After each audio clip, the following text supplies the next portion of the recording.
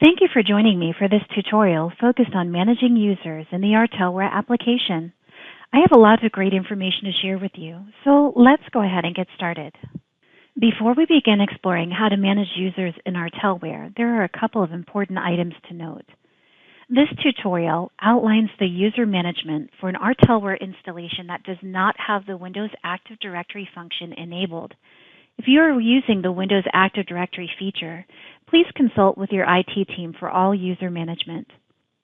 Secondly, only individuals that have permissions to create users will be able to perform the tasks outlined in this video. We'll talk about how to identify who has those specific permissions and what permission set they'll need. Lastly, we need to answer the question of who needs to be created as a user in ArtelWare. There's a two-part answer to that question. The first part of the answer is anyone using the ArtelWare application should be created as a user. And secondly, individuals who are listed as owners of devices, such as pipettes, liquid handlers, or instruments, should also be created as users. Prior to creating all of your users, the first thing that you'll want to do within the ArtelWare application is to confirm that you have the proper user groups with the correct permissions assigned to those user groups. User groups are located in the administration section of the software, in the Groups area. Now, by default, ArtelWare comes with these 6 default user groups. And then you can navigate and see the members and the permissions of each respective user group by clicking on the tabs on the right-hand side. So for example, if we click on the Permissions tab for the Administrators user group, you'll see that administrators, they have permissions to perform every task within the software. If I click on the Operators user group, you'll see that operators have permissions to perform calibrations and verifications. If I click on the Pipette Owners user group, you'll notice that they don't have any permissions within ArtelWare at all. Pipette owners, as well as liquid handler owners, their role within the software is to receive automated emails from the software indicating that a device is due for verification or calibration, or simply to be listed as owners that are associated with that particular device, which might be a pipette or an automated liquid handler. You can edit these user groups by simply clicking on the user group you wish to add permissions to, and then clicking on the Edit icon, which is this little pencil to paper icon at the top center left of the screen. From there, you can highlight the permission that you wish to add, and then click on this single right side caret to add the permission. Or if you wish to add all the permissions, you can click on the double right side caret. Selecting a permission that's within a group, and then clicking on the single left side caret or clicking on the double left side caret will help you manage all of the permissions that are already in that particular group. Once you've confirmed that all of your user groups have the proper permissions, you're all set to go ahead and start adding your users. So let's go ahead and navigate back to the home screen. Now, there's 2 different ways to create users within the software. The first way is to use the Get Started bar by clicking on this Add User shortcut. The second way is to navigate to the Administration section of the software. Make sure that you're on the User section, and then click on the plus sign to create the new user. In this particular video, I'm going to go ahead and use the Add User icon that's on the Get Started bar. That's really the easiest way. So I'll go ahead and click on Add User, and from here I'll go ahead and add the username. So for today, I'm going to call this user Operator1. I'm going to enter in a test email address, but normally you would enter in a valid email address. Now the email address is entered in the event that you have the email functionality of ArtelWare software enabled. Even if you don't choose to be using the email functionality, an email address is still required. One thing to note as you're navigating through ArtelWare is anytime that you see a red asterisk next to a field, that means that that's a required field. So it's important to make sure that you complete those fields as appropriate. Now that I've added the full name and email address of this user, I need to add them to an initial group.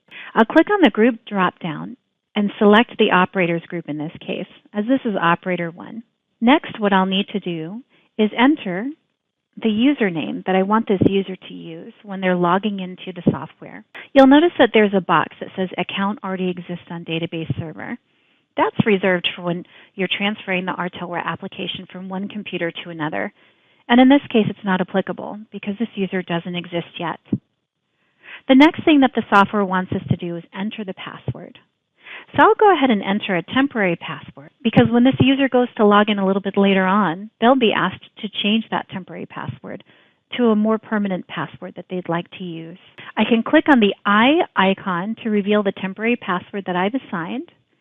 And then if I scroll down a little bit, you'll see that there are additional fields that are not required, such as title, department, and phone number. So I'm going to go ahead and select Save and commit this user to the database. You now see that Operator 1 is officially added as a user to the software. Also within this screen are some additional icons just for management.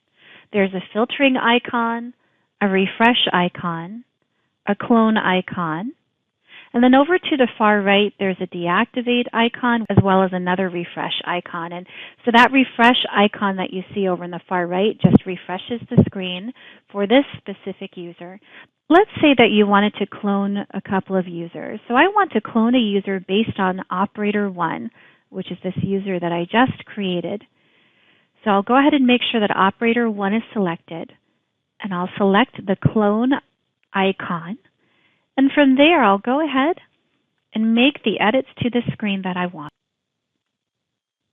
Okay, so now you can see that I have Operator 1 and Operator 2 listed on the screen. Now let's say that a user has changed their role or has left the organization, and you want to deactivate them as a user within the software. All of the user management, again, happens in the administration section of the software. So we'll go ahead and navigate to the administration section. And let's say that I want to deactivate Operator 2 because Operator 2 has left the organization. I can select the Operator 2 entry and then select on the Deactivate Selected User icon. The software will prompt for a question of, do I want to deactivate this user? And I'll select yes. Then you'll receive a message indicating that all sessions for that user have been terminated. Now, let's say the user changed roles again, and they came back to the organization, and you need to add them again. You can go to the filter icon and select Show Inactive Items.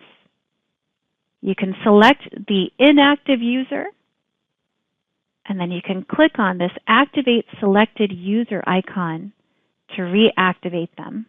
Now, one special thing to note about deactivating users. If a user is associated with a device or with an instrument, the software is going to let you know that, and you'll need to reassign that device or that instrument to a different user/owner.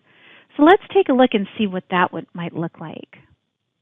So for example, if I select this April 2024 user, and I click on the Deactivate Selected User icon, and I click on Yes, the software then shows a message indicating that April 2024, this user cannot be deactivated because they're associated with an instrument or a pipette that has them listed as an owner. So I'll need to go and resolve that. Let's go and take a quick look and see what items have been assigned to the April 2024 user and get those reassigned. First, we'll head to the configuration icon that's located on the left side navigation panel. From there, let's go ahead and navigate to the pipettes section. Once here, we have a filter icon that can quickly help us identify which of these devices have the April 2024 owner. Let's go ahead and filter on owner. And let's go ahead and start typing in our username. From here, we can see that this particular pipette has the owner of April 2024 assigned to it.